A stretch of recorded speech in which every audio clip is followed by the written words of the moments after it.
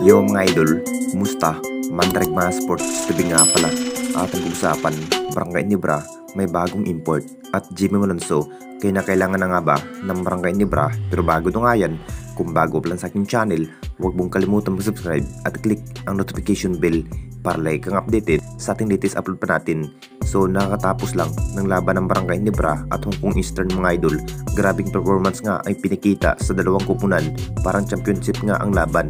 Sa unang quarter pa lamang po mga idol, masasabing naging intense pa rin sa pangunguna ng ngayan ng Eastern. Hindi na rin pinaporma pa ang kupunan ng ating Barangay Nibra. Hanggang dulo mga idol, panalo sana ang kupunan ng Jingtings kung hindi lang tinapos sa time limit ang Jingtings mga idol sa 4th quarter.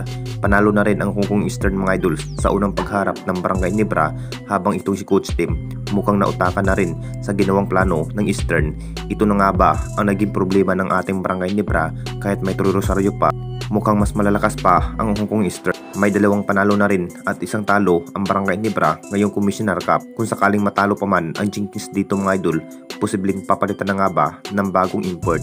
Alam na nating lahat, kumamada labang na may 18 points itong si Justin Brownlee at Japet Aguilar na may 26 points, na parang namukhang import nga itong si Japet Aguilar na may 26 points sa buong laban.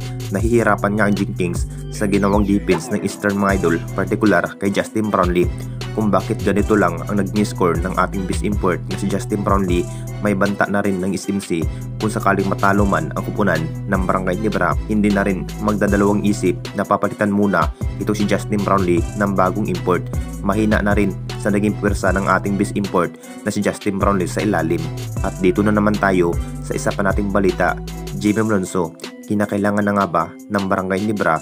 Alam na nating lahat mga idol, talagang mukhang kinakailangan na nga ba ng isang energetic na si Jimmy Malonzo ng Barangay Nibra sa naging performance nga sa nagdaang season mga idol. Itong si Jimmy Malonzo talagang grabing aggressive sa bawat bilis at stamina. Ito si Jimmy Malonzo sa pagkikipaglaban, at mas lalo pang maraming kupunan nga ang mas malalakas pa sa ating Barangay Nibra, at kinakailangan na rin ang isang high flying forward na si Jimmy Malonzo ng Barangay Nibra, dahil mas lalo pang gumaganda nga kapag si Jimmy Malonzo ang makatamdim ni Scotty at Troy Rosario at Justin Brownlee at Japet Aguilar. Sayang na sayang nga ang Jingtings kung makapaglaro sana itong si Jimmy Malonzo.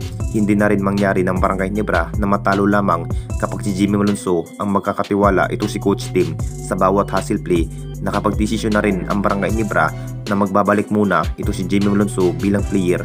Masasabing ito na nga ba ang kinahihintay ng maraming fans mga idol sa pagbabalik muli ang nasabing player, ang high flying forward na si Jimmy Malonzo ng Barangay Nibra. Inamin naman ni Coach Tim mga idol na maglalaro na ang nasabing player ngayong season.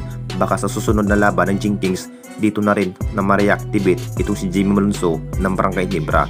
Anong masasabi ninyo mga idol tungkol sa ating video?